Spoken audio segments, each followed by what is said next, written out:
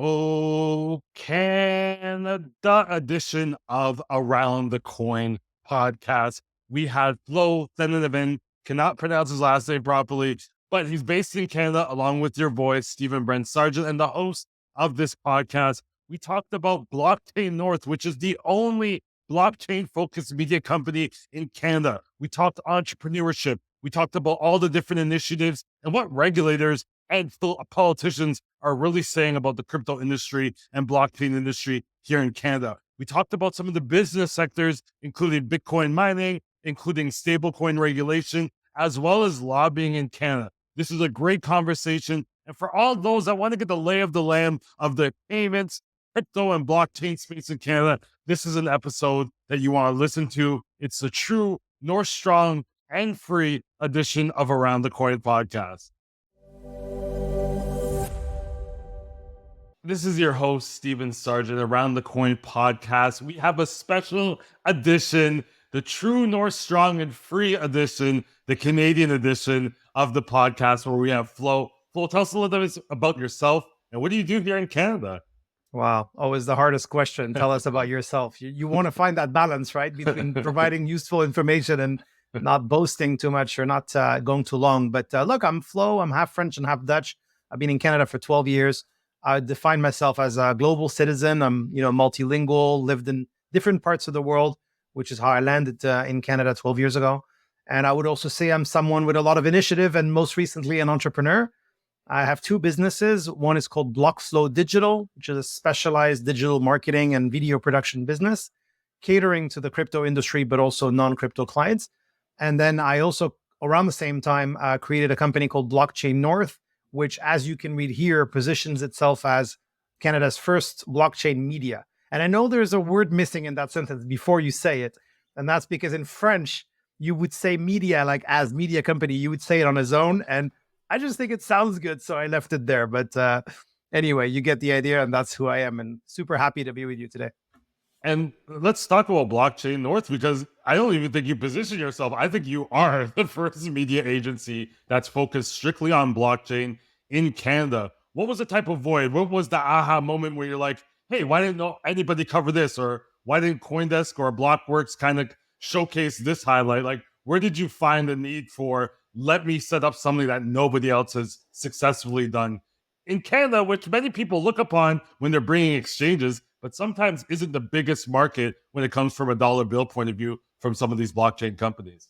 Yes, so true, so true. So first, a clarification. We are two businesses in one. So Blockchain North is really a media company. I would not call it an agency. I just want to be very clear. We're like a media company, YouTube, website, social media, etc. We produce content. That's Blockchain North.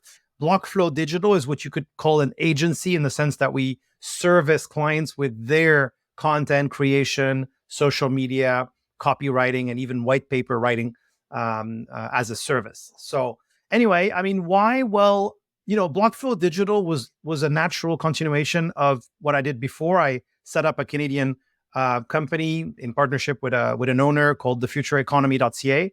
And we produced a lot of content and did a lot of social media. And I always thought we should provide services to our clients. So not just our content and then trying to always chase sponsorship or advertising, but like we should service the clients because ultimately they want to grow their own channels more today than ever. So I set up a digital marketing company called BlockFlo Digital and went back to some of my old clients and connections and quite quickly managed to be profitable basically, or at least break even. And as I said, around the same time, I created Blockchain North. Why?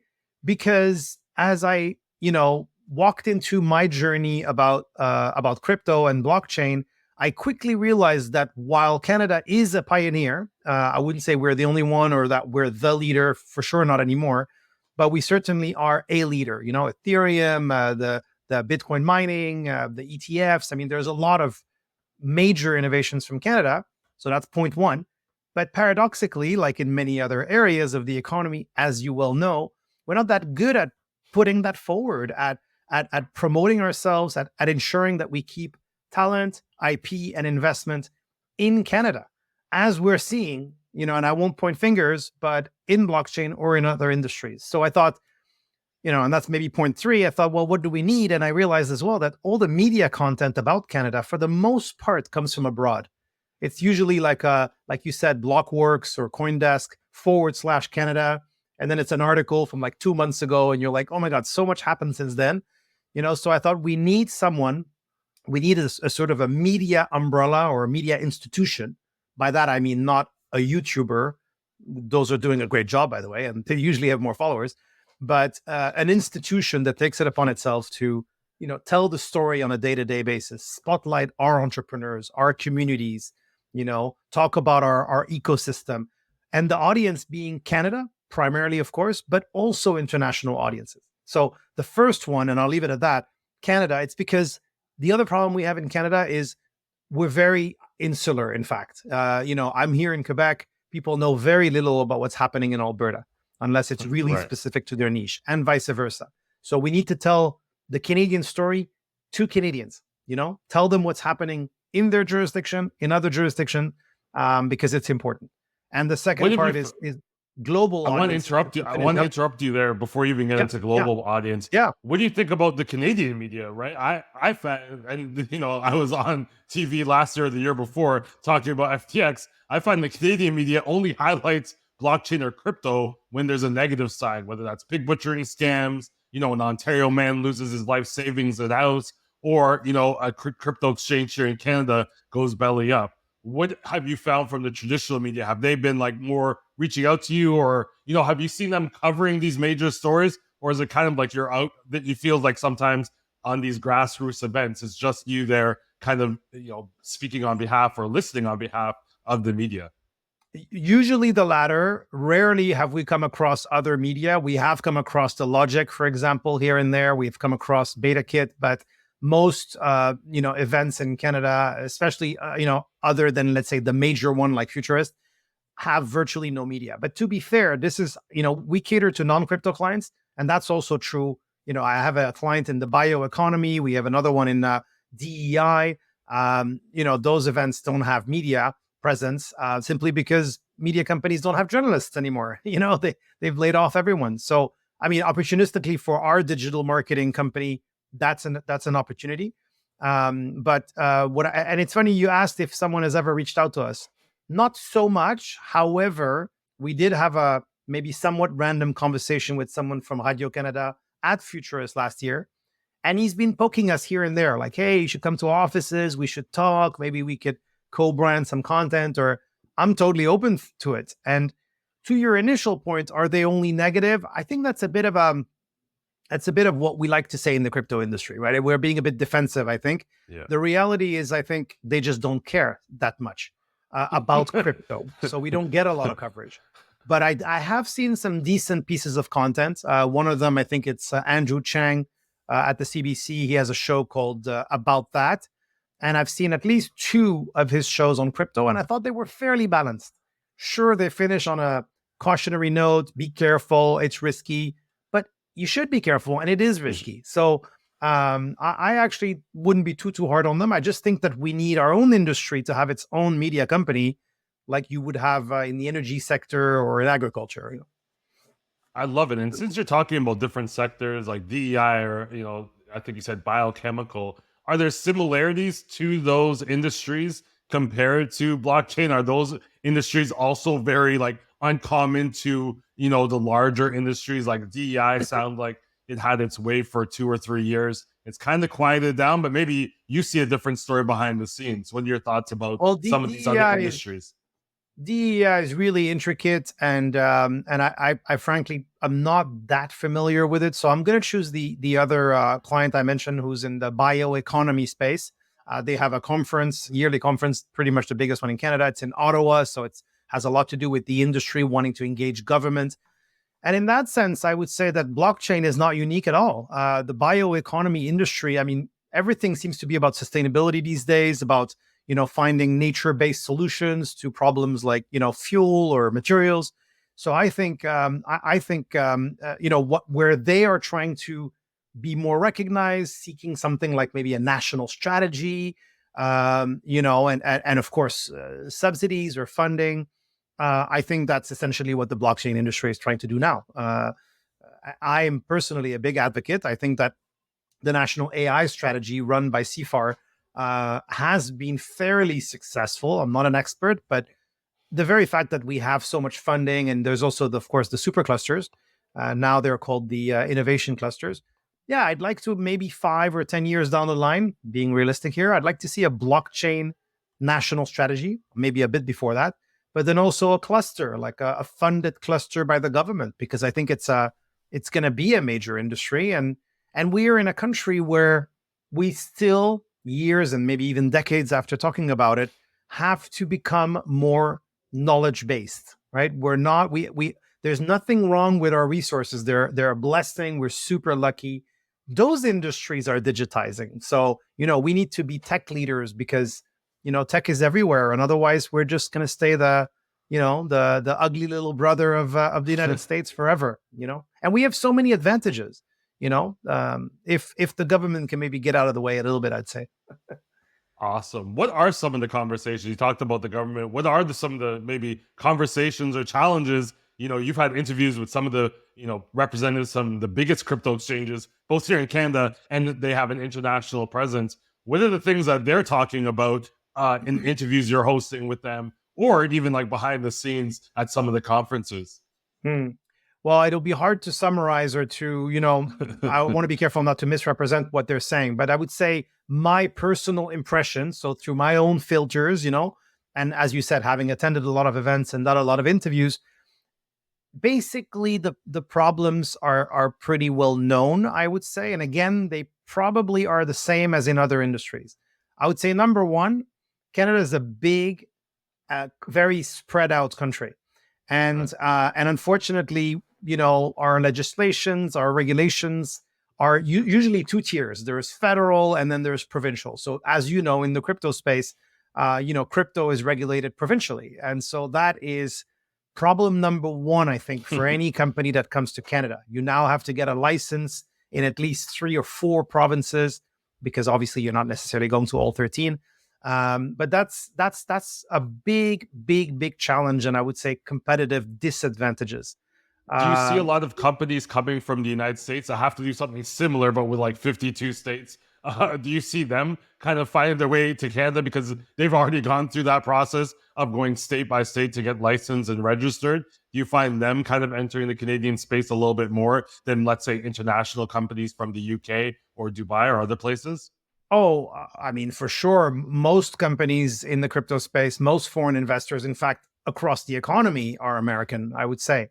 And in crypto, I'm not really aware of many. I know a French one in Quebec, Exaion, part of the National Energy Company. They're a really interesting company that joined recently, but I'm not aware of that many non-US foreign companies in Canada. So anyway, I mean, I would say that's point number one. Point number two, I would say, in terms of challenges, I mean, there's a discrepancy between what I've heard the government is doing behind the scenes. We recently interviewed Joel Lightbound, Liberal MP, famously did this big outing, as I'm calling it, in Parliament, where he did a very positive, talk about Bitcoin, which, I mean, for a Liberal MP is pretty dangerous. And he was recently as well at the Digital Asset Business Conference in Ottawa.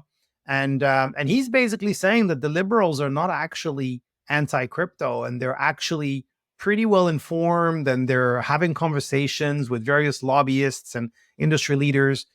But, and now I'm extrapolating a bit on what the politician said, is, of course, there's politics, there's game theory there, and they can't, it's become a wedge issue, basically, right, between the two parties. And interestingly, Pierre Poilievre doesn't talk about crypto either anymore. So there is what they really do, what they know, and there's what they say. I was at another event, I think a week and a half ago, organized by the CBC, a forum, and they had 3 members of the Quebec financial regulators there. And not only did they do a panel and were super knowledgeable and I think impressed everyone in the room, but they stayed all day and they asked questions on other panels. So they were really interested. And that, I think, is good news. So yeah, I would say these are two pretty big ones there. The size and the complexity of Canada, and then the fact that unfortunately we don't get a lot of public support for our industry. And the Liberals are battling their own battles right now, right? Election year, they're struggling to kind of win over Canada. Justin Yeah. Trudeau's probably, and this is me just seeing there, I'm not really into politics, but overall, people don't have overall a lot of nice things to say about Justin Trudeau. It's But the I think 10-year hit. Liberals, It was the same for Harper 10 years ago, right? yeah, for the Liberals, I feel, even my parents, I feel like a lot of people like the Liberals because that's why they're in the country in the first place, is because of Pierre Trudeau, who was the prime minister a long time ago. He helped a lot of now Canadians get in the country. So I feel a True. lot of, especially immigrant parents, still vote for the Liberal Party because if it weren't for them, they wouldn't be, kind of benefiting from the fruits of Yeah. Canada.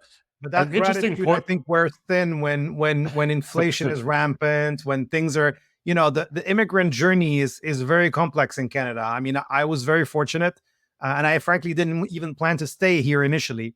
But if you're coming here and you need a house right away, and you need a job in a specific industry, and the paperwork is a headache, I think, those kind of things are just really problematic. And we really need to get Canada, better organized, more competitive, and less spendy.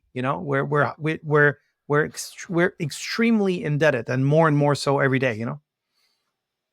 We talked about immigrants. You did a video series, interview series, as part of Blockchain North's initiative around immigration and immigrants in blockchain. Talk to me about the series. Talk to me about some of the successes some of the interviewees had, and maybe some of the challenges that you may have already kind of spoke about already. Yeah, well, look, first of all, I'm an immigrant myself. I came from France, and I'm half Dutch, so arrived in Canada 12 years ago. And so I'm a little bit familiar on a personal level. And I haven't experienced, let's say, financial or social challenges. Well, actually, social, maybe I have, in the sense that, you're not accepted in a country, after a year or two. I mean, acceptance takes time. You kind of need to earn it, is what I'm saying. So I struggled a little bit with that. But enough about me. The series Immigrants Lead Canadian Blockchain, pretty unique project. The biggest we did so far, which is interesting because the topic is, again, a little bit unique. We're not talking about crypto regulation or tokens, or we're talking about the immigrant journey. We featured 8 well-known Canadian blockchain leaders. For example, Kunal Bhasin from KPMG, the first, I think it's the first auditing firm in the world to put Bitcoin and Ethereum on its balance sheet, and he's the head there for blockchain. We interviewed numerous others. Suzanne, who Suzanne Ismaili from TCAE. But anyway, the common thread there was, and again, it's not specific to crypto, but it's just that immigrants who come to Canada, whether, especially if they come later in life, but perhaps also if they come, with their parents as children, inevitably experience challenges. I mean, the language, the environment, you don't have friends, you don't maybe understand the culture. I struggled with hockey, for example, and I'm not at all a fan of hockey, but the fact that everyone always talks about hockey, I just kind of felt a bit marginalized, But anyway, so what's important here is that all these leaders that we interviewed are successful. You can measure it as you like, but they are having an impact. They are recognized by their peers. And they actually, when you ask them, they actually trace a lot of their strength, a lot of their skills to their journey, to the fact that it wasn't easy, right? And there's a lot of theory right now from many psychologists around the world that hardship, especially in your younger age, is actually a good thing, because it toughens you, basically, and prepares you for how difficult starting a business is, for example, So that's definitely a part of it. And the other point I would make is that, blockchain is inherently a global industry. And so these people came to Canada, they could have gone anywhere else. They might have done the same thing, and of course there's an element of coincidence, but they are definitely global thinkers, and they don't limit their views, their initiatives to Canada. And that's something that I think all Canadians should take a page from. And frankly, me included. I mean, I sometimes think, well, why am I limiting my business to Canada. I mean, yes, we are a country of 40 million, G8, rich country, of course. But like if you're providing some kind of a service in creation, I mean, why wouldn't you be able to offer the same service to people in the US and Europe, notwithstanding the language, of course? So anyway, that was an interesting point for me. And I think that's an interesting point you just made, is because, okay, you're focused more on, Canada, blockchain North. But when people come to Canada, when people are looking at investing in Canada, the first thing they want to get an idea about is like, what's the lay of the land here? Who should I speak to? Without a kind of national media hub for information and content, how would you kind of get an idea of what you're getting into? And like, you save them so much time from having all these individual conversations. You put all the content in one place. You have a newsletter, which I want to talk about, because everyone looks at a newsletter, they think, okay, we get 10,000 people sign up, we're going to make millions of dollars and sell like all these other newsletters in AI and business. Tell me how difficult it is to build a newsletter, to consistently come up with creative ideas to get people to open up that email once they get it. Talk to me about the challenges and the successes of the newsletter. Well, I mean, the newsletter is only 4 months old. So first off, I know that these things, and that too, take time. Building an audience takes time. We recently reached 3,000 followers on LinkedIn. It's not 300,000 followers, but we started at 0 just 2 years ago. So when we reached 3,000, and there's a ton of leaders in our audience, it's the who's who of the Canadian space. Why? Because we interview them. So we interview them, they gave us a follow, and now they're starting to engage with us like this morning, every day, So we're not necessarily about high volume numbers. We're about, quality engagement. So, but even that takes time, of course. So that's the first point I'd make. Secondly, the newsletter is a success to me in the sense that it exists, that it's been running smoothly. It's weekly. So 4 months is something like 16 or 18 newsletters already. It takes quite a bit of time. It takes us almost a day, I would say, as a team. I would add the hours of everyone, so maybe it's 8 hours of work collectively. But it exists, and it matters because I, to the best of my knowledge, have not seen a Canadian blockchain-focused newsletter. Do we only talk about Canada? No, of course not. Of course, when Trump, or this week, starts becoming this new champion for crypto, of course we're going to mention that. The ETF, the Ethereum ETF, of course, we're going to talk about that. Anything major around the world will be in the newsletter. However, we also aggregate Canadian news, and luckily there are news. There is news every week, pretty much. We, of course, interview leaders, so our interviews are in the newsletter. They're mostly with Canadian leaders. Thirdly, we have an event listing.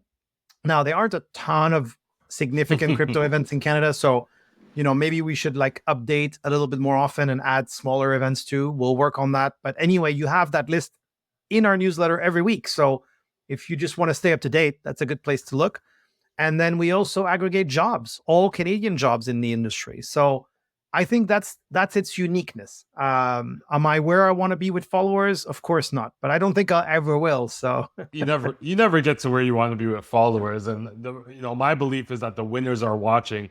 And I think that job thing is, as the market heats up, it's sometimes a lot of those jobs aren't posted on places like LinkedIn and Indeed and all these other places. It's like you having that connection with someone that says, hey, we're hiring for this position. I'll send you the job description once we have it. Like that unique concept I think you have of being so close to the action. But let me take you back. Speaking about the immigrant's journey, just the journey. Yeah. A few years ago, we were both sitting in Alberta. I never heard of you. You never heard of me. We had these little small setups. And 2 years later, you have really outdone yourself interviewing some of the best in the industry. Talk to me about that, that little desk that you had at the Canadian Blockchain Consortium event to now where you're renting out booths at the biggest blockchain conferences. You're traveling the world. Talk to me about that transition, because that happened really, really fast. And how challenging was it to get the credibility and the trustworthiness of some of the biggest industry players? Wow, that's such a great question. And I know that the very process of answering it will be useful. So I'll have to watch my answer again and give it more thought after this. And by the way, from what I understand, and I think you mentioned this before, but your parents were the new Canadians, right? And you're born in Canada. Is that correct? Oh, yeah, exactly. Yeah. Yeah, so you could have been in that Immigrants Lead Canadian blockchain. Some of them were second generation Canadians or first generation. I always get confused. But anyway, born in Canada, but the immigrant journey is part of their family. So yeah, you and I share this in common. Yeah, I mean, I don't really know. One of the problems when you're building a startup, let alone two, is you don't have that much time to think. I mean, you're pretty much in action mode. I'm also like that as an individual. Not that I don't think, but I'm just more like action, action, action, go, go, go, go, go. Let's do it. And I think one of the good things with that is that I'm not afraid to fail. We try to do, as I mentioned to you offline, a sort of a trade mission to Paris Blockchain Week. I'm born and raised in Paris, so obviously that was a passion project. We didn't get the funding we needed. We didn't do it. It was a bit tough, but move on, and we're going to try again next year, by the way. So if anybody wants to join, get in touch. So, how do we build the credibility? Take time. You can't do it in 1 month or 2 months. I mean, it took us maybe 2.5 years to get to where we are. We're still really small. But yeah, you're right. We do have a certain degree of recognition. It's probably what I'm the proudest of, by the way, because one of the things I've done several times in my life now, I'm 46 since Monday, is Happy penetrate belated. a market. Thank you. Penetrate a market, a country, or an industry where I know no one. I mentioned this to you before, but I've done 5 years of global traveling, kind of as a media, I don't know, a pirate, you could say. Spent time in Southeast Asia, Middle East, Africa, and this is how I got to Canada to produce these investment reports. And so, yeah, it's hard. First of all, I think you have to be really curious. You have to care genuinely. I certainly don't have all the answers, still don't. Very much work in progress. But I think people can feel that. They can feel that I care. They can feel that I want to be a part of this community. I want to try to represent it on my scale and on my level, or in my way. I mean, so and okay, I'd be remiss not mentioning my team. I mean, I'm not Right. doing all of this alone. I have a team of we're now 4. We will be 5 by Monday. And so that's super exciting. It's the hardest part and the most rewarding part, the team. I have 2 fantastic directors who work with me. One is really the blockchain expert and consultant, and the other one is the content and the production expert. Yeah, those 2, I mean, they're completely, how can I say? I don't want to say irreplaceable because no one is, and one day I'll probably be replaced, hopefully, actually. But they're indispensable right now, at least. And so having a strong team, surrounding yourself with the right people, and the last thing I would say is showing up. Like you pointed out, we travel quite a bit, not really globally yet, but we do canvas Canada. I was just in Toronto, back in 2 weeks, back for Futurist, hopefully in Calgary in July. Was in Ottawa a month ago. So yeah, we show up, and sometimes we do it at a loss, but we do it because we know that longer term, people seeing us again and again and again and again, it creates trust, I suppose, So that's what I'd say. I think from the outsider looking in, and just, to talk, because we have a lot of entrepreneurs that watch, a lot of business people, intent is a big thing. So I think if you're like, hey, I'm going to capture the Canadian market, I'm going to ball this all up, I'm going to attack from this sector and this vector and talk to this person. What I noticed about you is your intent to really get the whole community involved, not just the key players, not just the people that might, invest or sponsor. I remember seeing you at that conference, and you wanted to speak to everyone and get their opinions and listen and talk. I think that's a key thing when building a business. I think people attack it very transactionally, and people can almost feel like, oh, this person's just talking to me, so they can get over here to talk to that person, and they can't wait to get it from in front of me to get to that person. Where you're just like, hey, I just want to talk to everybody. And I think that almost attracted some of the top people, as well as like you have great business acumen, great, business characteristics, and just a joy to talk to. But I think I notice a tent a lot. You see a lot of companies, organizations, crypto exchanges. They look at Canada as almost like this prey. Like, I'm going to come in there, eat as much as I can, and then like leave. And whereas you're trying to really build the community from the inside up. So I think for those that I'm married to a Canadian. I've been here 12 years. I have some of my best friends in the country, so I'm not going anywhere.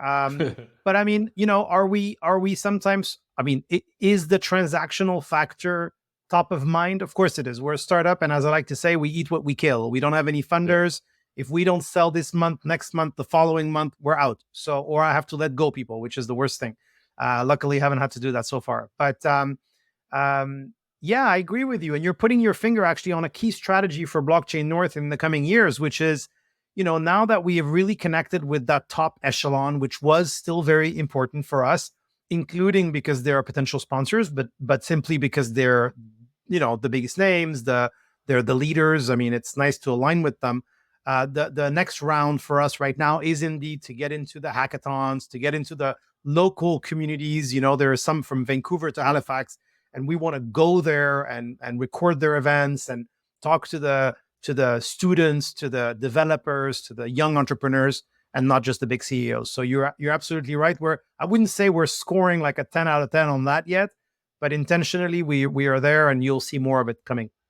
I love that, because I don't think that is definitely not featured at all in Canada. It's like, what are the future Vitaliks? What are the future people in the industry, the Anthonys? What are they looking to do, or what are they interested in? Because, with the crypto, even if you knew something today, it changes tomorrow. Like, you might know Bitcoin, but I think, very few people knew that Bitcoin ordinals and NFTs on Bitcoin would have appeared a few years later. So you always have to kind of keep your pulse on what is someone going to do next. Now, you slightly mentioned, you never like to promote yourself, but you mentioned digital ABC, which is something that's probably new to many Canadians and people around the world. What is a digital ABC? What are you seeing from the behind the scenes, and what's the intent of this organization? Yeah, well, look, full disclosure, first of all, the Digital Asset Business Council, so Digital ABC, is a client of ours on the BlockFlo digital side. We shot, videos and panels and did social media and so forth, and ran interviews at their inaugural event, which was April 8th. I realized I mispronounced the name of missaid the name of their event, which is a bit long. So it was something like the Crypto Policy and Blockchain Forum. There's probably one or two words missing. Canadian, I'm sure. But anyway, I mean, look, the most important part here is that this Digital Asset Business Council is a new lobby group that is representing digital assets in Canada. Their membership is largely the miners, and all the big names are there. So you'll see Hive and Hut 8 and Luxor and Bitfarms and others. Quite an impressive group, by the way, of members for a brand new industry association or lobby group. I think there's 12 or 13 of them, of those, big players, some of the biggest in the industry. I also found it interesting when I found out that they were created, that they are very, very closely affiliated with the Canadian Blockchain Consortium, which, as I understand, is not a lobby, but more of an industry association with almost 100 members. They're, let's say, well ahead in that sense. But it's interesting to see that they're collaborating, because one could argue that they're also competitors. But I like the idea of collaboration, and especially because one is based in Ottawa, Digital ABC, the other one in Calgary, the CBC. So that was interesting. There is another group called the Web3 Council of Canada, based in Vancouver, or actually perhaps incorporated in Ottawa, but the CEO is in Vancouver. We are closely affiliated and actually service the Web3 Council as well. Yeah, I mean, look, this is an industry that has a lot of space to grow. We need all the advocates. We need all the representation. We need all the lobbying to the government we can get. Because it's also like, it's a labor intensive thing, right? It's often people to people, right? Meetings with MPs or so. Yeah, I mean, look, the first event was very impressive. I think there were about 100 people in the room, lots of big names. Much like the previous event I talked about with the Quebec regulators, you had people from the CRA that were there asking a lot of questions on the panels. So that was cool. It's a bunch of Canadian crypto industry chagrin, I bet. Yeah, for sure. Well, and especially now with the capital gain tax hike. But anyway, I mean, it was still nice to see that they were well informed. And yeah, I mean, I know for a fact that they're going to be they're going to be doing the event again, looking to go bigger. I don't exactly know the inner workings of the rest of their work. I mean, I see them on social media, and yeah, again, I mean, I think there's room, and I just encourage collaboration. Now, you mentioned a couple different lobby groups. Some I'm aware of. Are they all different strategies? Like, is some focused on maybe stable coins? The other one's more focused on like mainly mining regulations. Are they kind of attacking from different vectors? And that's why you see there's a lot of room for collaboration. I'm sure they're not all like fighting for the same one policy. I'm assuming they're attacking for more of like, they have a kind of core fundamental that they're going after. 100%. Well, first of all, the mothership here in terms of those advocacy groups is definitely the CBC, which is the other CBC, so the Canadian Blockchain Consortium. I mean, they've been around for quite a few years. Shout out to Colea Carrington, who's the executive director and a real warrior, and has rallied almost 100 members, including major law firms, including good RBC. members. I mean, it's very impressive. They do something like 60 events a year. I mean, it's really, really impressive. And we're lucky, Blockchain North, to be affiliated and partnered with them on most of their events. So they're the big players here. However, as far as I know, and sorry, Kalea, if I misrepresent here, but I'm pretty sure they're not a registered lobby. And that is an important distinction, which means that they do not technically lobby, but perhaps more advocate through their events, through their socials, through their content. But I don't think they're doing like, one-on-one meetings with MPs as lobbyists. Then you've got the Web3 Council, which, as you rightfully pointed out, more focused on regulation, in particular things like stablecoins, as I know, and I know that's a real thorny one for Canada, because stablecoins are, of course, a major on-ramp for the crypto industry, and we need them. And right now we mostly rely on American ones, from what I understand. So I think what we need is a dollar-denominated stablecoin, and legislation that favors that instead of trying to curtail it. And this new lobby is based in Ottawa and representing a lot of miners. So that's a whole other side of the business. Whereas CW3, I think, has more exchanges and more infrastructure developers, finance type of companies. So, but that's pretty much all I know about them. So I don't want to go too far. No, that's awesome. I think it gives a good lay of the land. We want to stay high level here, especially if people didn't even know I was from Canada, and the listeners are like, "Hey, tell me more about Canada." One aspect about Canada is like the fact that you live in Quebec versus other parts. Like, Quebec is kind of like its own country. It's like, I don't know what the US equivalent is, maybe California or Texas, where it's like they follow the majority of the rules, but they have kind of like some things that are very specific to Quebec, including more engaged regulators, which I have to agree with you there. What do you notice? You've been around to all the different provinces. Describe Quebec compared to like an Ontario or an Alberta or Vancouver or BC. Yeah, it's interesting that you should say that. Not only have I been there, but I've lived 4 years in Calgary, a year in Vancouver, and now 7 or 6 years in Quebec. First off, I like clarity. So I'm not a Quebecer. I'm not even Canadian, by the way. I don't have a Canadian passport. I'm still a resident here. So which goes against what I said earlier. I'm here to stay, but I just haven't gotten to get my papers in order. I am legal. I'm a legal alien. But where to begin? Quebec versus the rest of Canada. I mean, everything you said is true. Quebec has a special status. It might irk some to hear that, but it's just the way history happened. And the latest constitution, as I understand, was not fully ratified by Quebec. I think it's in the early 80s. So yeah, Quebec has maintained a certain amount of sovereignty. As a half Dutch, but very much half French a person, I do, of course, relate to their desire to maintain their culture and especially their language, because what's a culture without a language? So I understand that in a otherwise, on an otherwise Anglophone continent. So most of it stems from there, by the way. I mean, I look outside and speak to people every day, and people here are not that different than they are in Alberta or in Ontario otherwise. In terms of crypto specifically, I don't know if I'll go as far as to say that the regulators are more engaged. I think the most engaged regulator that I know of in Canada, that was the lapsus, is the Alberta Securities Commission. Again, I'm not an expert, but from the conversations I've had, especially with Colea and people in Alberta, and the fact that a lot of crypto companies are moving there. Binance, before it collapsed, had moved I'm confusing it with FTX. Before it left Canada, had moved to Calgary. Balance, the custody company, has moved there recently. I think Tetra is there as well. Endax is there as well. I mean, that's those are some of the big players already. But what I would say about Quebec is, first of all, we're a mining jurisdiction. That's what people can't forget. And I would venture to guess that perhaps the biggest, or maybe with Alberta. And why? Well, what do Alberta and Quebec have in common? Energy. Of course, Alberta is more natural gas, oil and gas, and I think also quite a bit of renewables actually lately. And Quebec is 90% hydro, right? So what I do know about Quebec though is that initially the national utility Hydro Quebec was very open and having conversations because they also have data centers, and it aligned pretty well with crypto.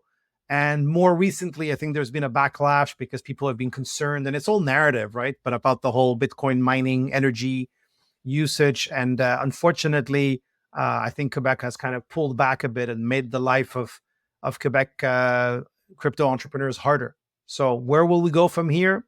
Your guess is as good as mine.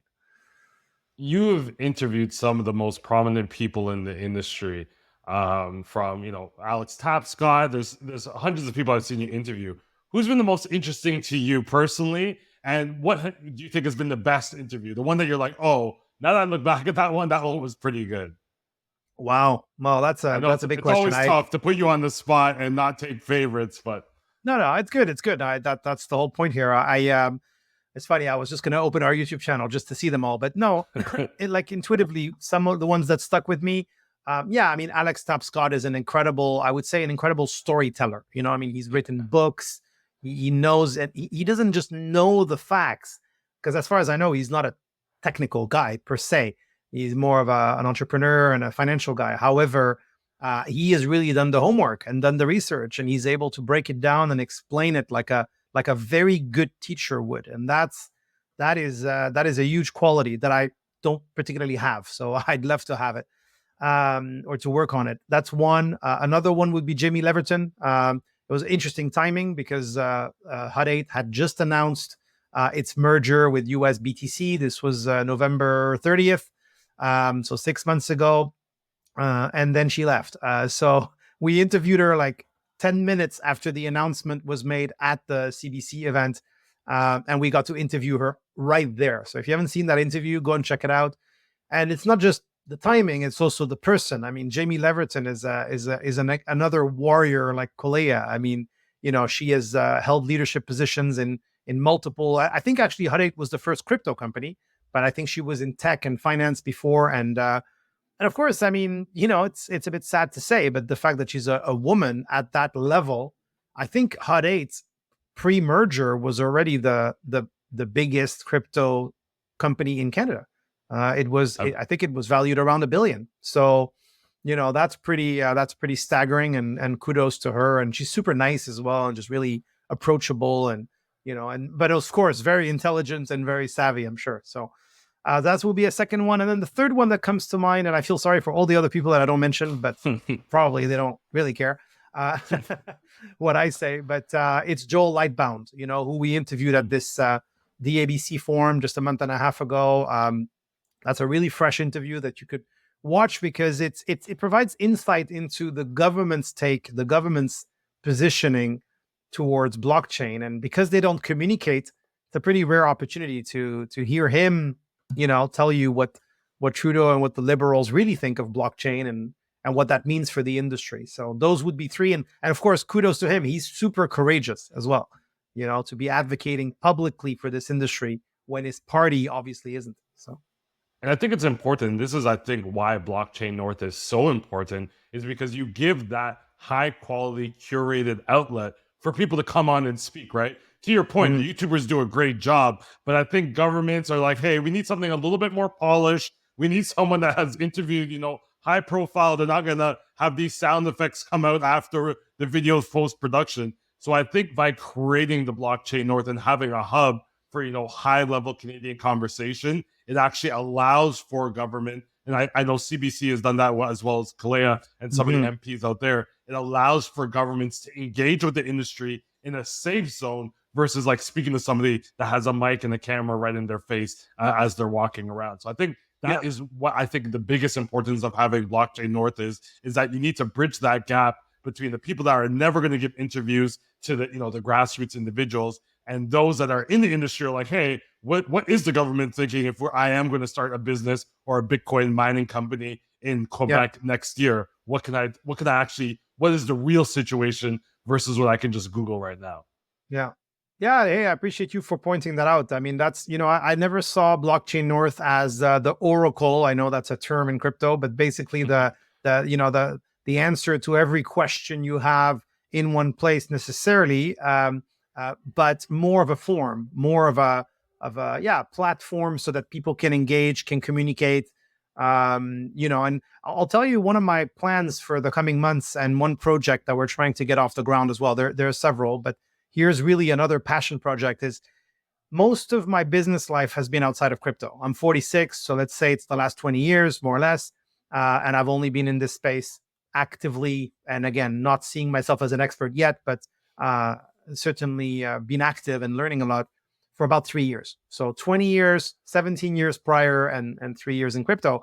So most of my contacts, including in Canada, I've been here 12 years, so that's 9 years before crypto, are outside of the industry. And so one thing that I think is very, very important in the coming years is to bridge the gap between the crypto and the non-crypto industry. Now, people often talk about, users of crypto or buyers of tokens, and that's also very important, like the public. But I'm talking about the leaders. I'm talking about, I'd love to bridge the gap. And the idea we have is to create some kind of an online summit. I'll just break the news here. Hopefully no one steals it and runs with it. But to create some kind of an online summit, keeping it very easy, very accessible, not overly costly for the first one, where we bring together crypto leaders, and I mean some of the, again, more corporate, more established, more reputable ones, to match up with leaders from other industries. We mentioned energy, agriculture, health, education, whatever.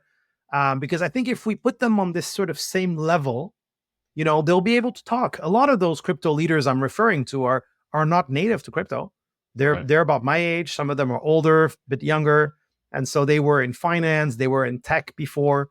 They saw the light, and they walked in. But that's something that I want to do more of as well. Is again in the spirit of creating this kind of platform, this kind of forum, is to help connect those two worlds. Because I'm sure, virtually speaking, if you put them around a nice meal, bit of nice music, couple of drinks, they'd have a really, really good conversation. So we probably won't be able to do the food and the drinks if we did online the first time, but you get the idea, right? And I think there's a huge cross section. Like, you mentioned, like, I think many people in crypto are not realizing, like, when you're talking mining, you're talking kilowatts, energy, the temperature. So you really are diving into a lot of these other industries, data centers that are not specifically crypto native, but they definitely impact the crypto industry. And then probably vice versa for them. Those companies, how are they accepting payment? How are they doing international transfers or payments? Exactly. So it's funny how like the crypto world will probably intersect with those worlds, and those worlds will intersect with the crypto world. And I would love to see it. And trust me, ain't nobody trying to steal. These are hard ideas to execute. Easy to put on paper, hard to execute, as most people will already know. Absolutely. I don't think anyone's stealing any of the ideas anytime too soon. Any other future projects? Usually this is how I end the podcast with, like, whether it's future projects you're involved in or just some things that you're seeing out there. You're like, oh, someone said A, B, and C the other day. I would love to see them kind of put that out into fruition, or, this is what the industry could use. This is one thought someone came up to me. I'm like, oh, this is a project I might not be working on, but I hope somebody else goes and does it. Yeah, well, I'll finish with two things. One Blockchain North related, and one more macro. Blockchain North, as I said, we're still, it's still early, as they say in crypto all the time. So we're still small. We're still eager to grow. As I said, we will be 5 team members by Monday. That's 5 full timers. I work with a bunch of freelancers as well and contractors. But you'll definitely be seeing more of us. We want to do more. We want to, as we said earlier, stretch out. I mean, I talk a lot about leaders and the corporate echelon, let's say, of crypto. I still, it's kind of my personal sweet spot from my experience. However, you will see us in more places, featuring more, diversity, including foreigners. I think it's important too, including some even bigger names. That's one thing that we want to do too. We kind of want to like do the splits, and like go more into the communities, but also try to get a Vitalik, try to get a Michael Saylor, try to get some really big names. And yeah, you're laughing and I'm laughing too. It's a stretch, but you got to try. So that's one thing. We'll be at Futurist this year again. Very excited about that. And yeah, I mean, there's a lot of room for growth. There's a lot of room for improvement. We know it. We're on it, which is why I'm trying to hire and grow, as our budget allows, better videos, more original content, better social media, more budget as well, more marketing, right? I mean, that's the thing, Yeah. right? So for a reminder, we're self-funded. We are always looking for sponsors. So if anybody watches this and is like, oh, this is cool, get in touch, blockchainnorth.ca. So that was for the quick promo clip. The other point, which I think is, of course, much more important than our story, is that Canada is right now at a juncture, in my view. We have a US making a pivot. I talk a lot about narrative because I'm in the media space, but first we have Trump this week, or was it maybe last week, who suddenly is like the crypto champion, and that of course suits a Republican, quite libertarian kind of candidate. But I mean, the thing is, he says jump over a cliff and people jump over a cliff. So if he tells people crypto's good, imagine how many people are going to just go and set up a wallet and buy crypto the next day, right? So, or the same day. So that's huge. That's a very big pivot. And then I read, I think yesterday, that Joe Biden is now, his campaign crew are now starting to engage with crypto companies. They want to understand, etc. So, I mean, that is massive for the crypto space. Unfortunately, if in Canada we don't have, even Poilievre, who was the biggest Bitcoin advocate and industry supporter, if even he is quiet, and in the run up to the next federal election in just over a year, if we don't have, that kind of support, what do you think is going to happen? The talent, the IP, the investment is going to keep flocking to the US or other parts of the world. The capital gains tax didn't help either. So yeah, our industry, I think, is I wouldn't go as far as to say under threat.